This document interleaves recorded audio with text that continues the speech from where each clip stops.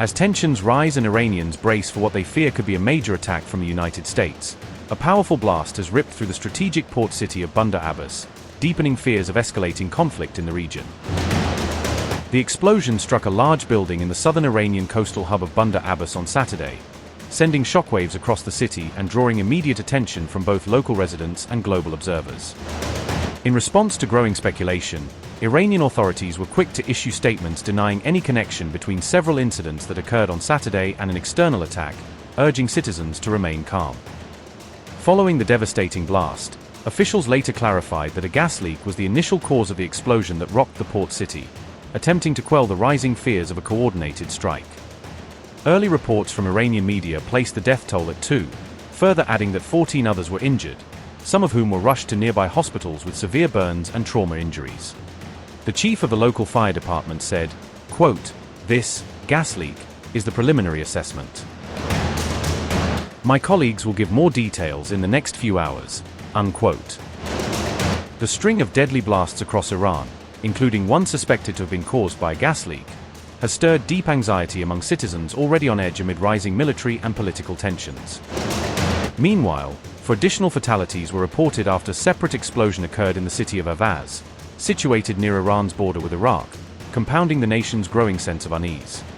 In the immediate aftermath of the Bandar Abbas blast, unverified reports began circulating that the commander of the IRGC Navy had been killed, intensifying confusion and speculation online. However, Iranian state media swiftly dismissed those rumors, asserting that the IRGC Navy commander was alive and actively overseeing ongoing investigations into the cause of the explosion. Both the United States and Israel were quick to deny any involvement in the Bandar Abbas explosion, releasing statements within hours of the incident to distance themselves from the unfolding events.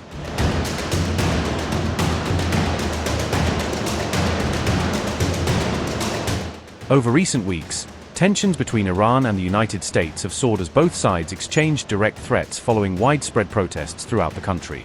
Reports now suggest that a military strike on Iran is considered virtually certain, following alleged approval from key U.S. and Israeli leaders, raising concerns of a regional war. Sources close to the White House told DropSite News that U.S. President Donald Trump could authorize a military strike as early as the weekend of January 31st, escalating fears of imminent conflict. Additional reports indicated that preliminary plans suggested strikes could begin on February 1st, provided final authorization was granted by Washington's leadership, according to one allied source. Notably, on January 30th, President Trump claimed that a powerful U.S. naval armada was already en route toward Iranian waters, signaling a show of force to pressure Tehran. The country is really in great shape. We have a large armada, flotilla, you can call it whatever you want, heading toward Iran right now, even larger than what we had in Venezuela. It's still in front of Venezuela. The Venezuelan situation, the leadership is doing a very good job. We're very happy, and we're getting along very, very well. And we're inviting countries of the world very shortly. They're going to be starting to take the oil. We're going to be heading that with the country, and it's worked out really well. We're now sending actually a larger number of ships to Iran, and hopefully we'll make a deal. If we do make a deal, that's good. If we don't make a deal, we'll see what happens. The USS Abraham Lincoln, a nuclear-powered aircraft carrier, serves as the centerpiece of the Armada, capable of projecting unmatched air and sea power across thousands of miles. The strike group has been deployed under the U.S. Central Command's area of responsibility, currently operating in the strategic waters of the Arabian Sea, a vital naval corridor near Iran. Among its formidable arsenal are the F-35 Sea Lightning II stealth fighters, fifth-generation aircraft designed to dominate the skies through superior speed, precision, and radar evasion technology. The group also includes multiple squadrons of F-A-18E and F-Super Hornets, carrier-based strike fighters known for their range, agility, and combat versatility in diverse mission profiles. Providing electronic warfare capabilities, the fleet carries EA-18G Growler aircraft, advanced jets equipped to jam enemy radar, disrupt communications, and secure air superiority. Beneath the surface, the strike group is further reinforced by nuclear-powered attack submarines, operating silently and invisibly to provide deep-sea surveillance and deterrence against enemy forces. By January 30th, multiple insider accounts revealed that Trump was actively reviewing his strategic options against Iran, weighing the costs of escalation versus diplomatic restraint. Then, on January 31st, Trump appeared to pull back from immediate military confrontation, indicating a preference to prioritize renewed negotiations instead of launching airstrikes. Sir, could you give us an update on where your thinking is right now with Iran, if you have made a final decision on what you want to do? I mean, I certainly can't tell you that, but we do have very big, powerful ships heading in that direction, as you know. I can't tell you. Okay. But I hope they negotiate something that's acceptable. Saudi Arabia's defense minister reportedly said that if the U.S. backs off the strike, that will be involvement in Iran. What's your reaction to that, sir?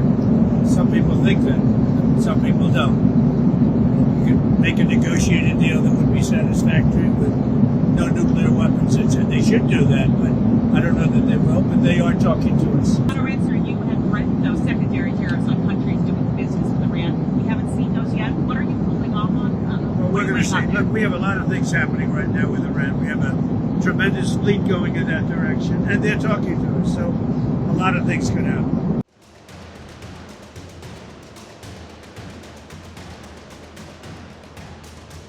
As of January 25th, rights groups and media outlets reported that at least 5,000 protesters have been killed during Iran's ongoing unrest, casting a harsh spotlight on the government's crackdown.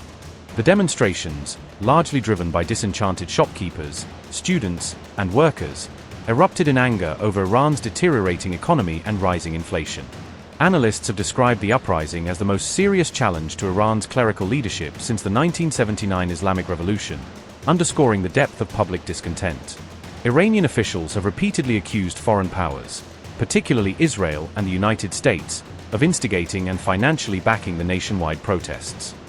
In a heated warning, President Trump stated that U.S. intervention was possible if Iran continued what he called the killing of protesters, sharply increasing diplomatic pressure on Tehran. However, days later, Trump appeared to soften his tone, claiming that Iran had ceased the violent suppression of demonstrators and signaling that talks might still be possible. Meanwhile, Tehran has cautioned that any U.S. military action would trigger swift and severe retaliation, including potential strikes against American interests across the Middle East.